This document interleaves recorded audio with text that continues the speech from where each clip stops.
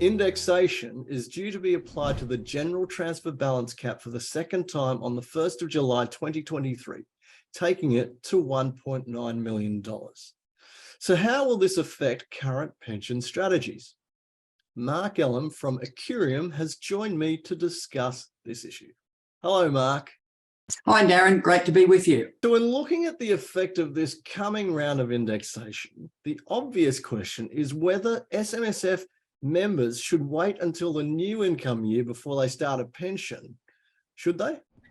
Well, as we know, a lot of these answers, Darren, are it depends. And one of the it depends is whether or not the individual already has had a transfer balance account prior to 1 July 2023, or they are in the position where they're about to start, they're thinking about starting their first retirement phase pension, as to whether, well, do I do it before the general transfer balance to cap indexes on 1 July, or do I wait after? And the obvious reason for that is, well, I'll get an extra $200,000. Now, of course, that's only going to affect people that have that amount sitting in their accumulation account, you know, between that 1.7, 1.9. If it's under that, well, they're probably thinking it doesn't matter because I don't need it to be higher. But that could be that later on down the track, when it gets indexed again, and who knows when that's going to be, that they might be entitled to a further increase in their own personal transfer balance cap. So it's time for those people who are thinking about starting their first pension, their first retirement phase pension in the near future, in the lead up to 1 July, you know, do I do it now? Do I wait until after, and I might get that extra $200,000? Okay, given that it depends situation, can I ask you, are there any situations where they obviously shouldn't delay their intentions to start a pension? Yeah, well, one of those might be because around exempt current pension income. It's because we know that once you start a retirement phase pension, then that portion of the capital the member uses to start that retirement phase pension, the income that's effectively allocated to it, or proportion of income in relation to it, is going to be exempt from the fund 15% tax. So if they're delaying the start of their retirement phase pension until after 30th of June, which might be to get the advantage of that extra $200,000, but then all that income from now, let's say they could start it today, but now up until 1 July, it's still going to be subject to 15% tax. So it comes down to, well, how much tax saving am I going to lose and trade off against an extra $200,000 going forward that's going to be in retirement phase? And that could come down to, might be some one-off events happening between now and 30th of June. Is an asset being sold? I mean, it might be that we're starting the pension because there's going to be an asset sold with a large unrealised gain that's going to be crystallised into an assessable capital gain. And by starting that retirement phase pension now, we're going to save a bit of tax. We wait until 1 July, another 200,000, but we won't save that tax. So it's weighing up those two calculations. And just like the last round, this round of indexation is going to be applied on a proportional basis. Can you just give us a review of how that works? Yes, it's a not necessarily a straightforward calculation. One thing I think industry has been calling for to try and make it a little bit more simpler. But of course, whether an individual is going to get access to that indexation will depend upon whether they currently have a transfer balance account or had a transfer balance account prior to 1 July 2023. If they didn't, let's start with the easier cohort of taxpayer, of individuals. Let's say they didn't have a transfer balance account, then of course they're going to get the full indexation. Now, if they did have a transfer balance account prior to 1 July 2023, if they used all of their transfer balance cap, so let's say when it was 1.6, they started pension with 1.6. Well, they didn't get any of the indexation from 1.6 to 1.7 on 1 July 2021. They're not going to get any of the indexation on 1 July 2023 either, from 1.7 to 1.9. So their personal transfer balance cap will stay at 1.6. If, however, they haven't totally utilised all of their personal transfer balance cap, then they're going to get a proportion of the 200,000 increase to the general transfer balance cap. And that percentage will be based on the highest balance of their transfer balance account And at the time that highest balance came into play, so at the earliest date, we're going to take that and divide that by their transfer balance cap that applied at that time.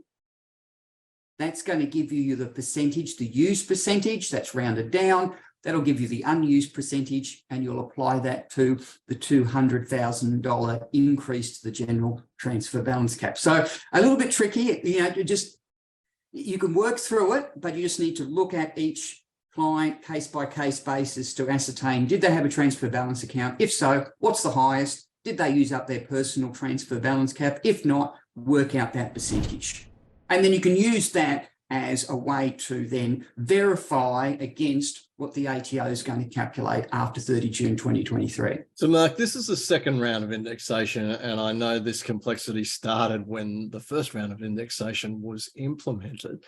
But considering that you're going to have to apply two lots of proportionality, arguably, is there going to be even more onerous record keeping for SMSF trustees and their advisors from the 1st of July onwards? Yeah, well, the ATO is going to calculate this, but it's going to be calculated based on what the SMSF or the super fund has reported to them. So again, this is another reminder of timely transfer balance account event reporting.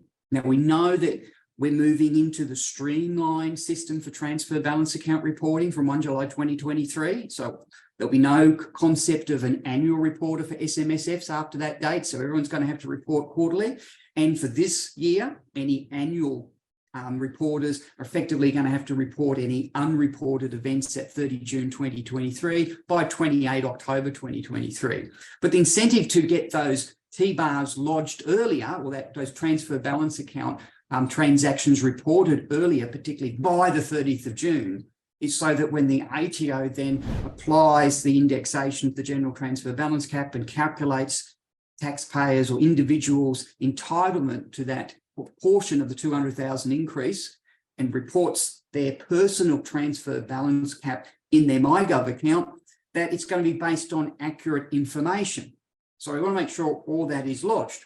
But when we come to after 30 June, or we're checking now, even if we're checking now for an advisor, advising a client now on how much transfer balance cap they may have remaining, yes, get a download of the MyGov account, see what it says, but then you can check that against the records that would be maintained by the SMSF, administrators, accountants, advisor, or by the individuals themselves or their personal advisor or accountant, to make sure, well, has everything been reported to the ATO, and is everything being reported correctly, to ensure that when that calculation is done, that it is done, or will be done correctly, but based on all of the information that the ATO should have. So it's good to have your own set of records to check against and to verify. Yes, the second round could make it complicated with that, the way the proportioning rule works, and particularly if someone started a pension before the first indexation and then maybe increased their transfer balance account after 1 July 2021. So you have to redo that proportional calculation as well, and you won't get as much. So yeah, it's always best to have your own set of calculations and records simply from a verification perspective. Okay, Mark, thank you very much for sharing all of those details with us. Mark will be discussing these points and a lot more at the SMSF Professionals Day 2023, co-hosted by Self-Managed Super and Accurium.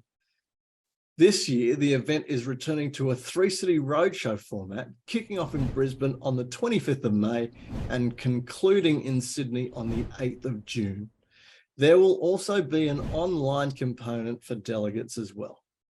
To find out more about the event and register for it, please reference the details you can see on your screen now. Thanks again, Mark, and I look forward to hosting the Professionals Day with you again and seeing you in Brisbane in May. Looking forward to it, Darren. Great lineup of speakers, great topics. It will be fantastic. Sensational. See you then.